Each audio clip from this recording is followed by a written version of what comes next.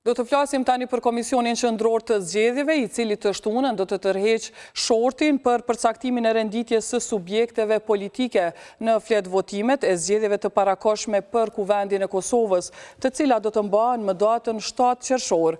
Lajmi është konfirmuar për klankosova.tv nga zëdhënësi i KQZ-s Valmir Elezi. Një ditë më parë, KQZ ka mbajtur mbledhjen e radhës ku është certifikuar pjesëmarrja në zgjedhje e 4 prej 5 subjekteve të reja politike që kishin aplikuar gjatë periudhës 2 deri më datën 10 maj. Bëhet fjalë për 3 koalicione dhe një kandidat të pavarur.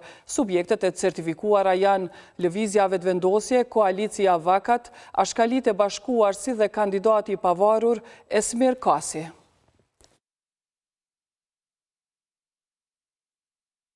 E kandidatja për presidente nga radhët e Lidhjes Demokratike të Kosovës Vjosa Osmani ka deklaruar se Kosova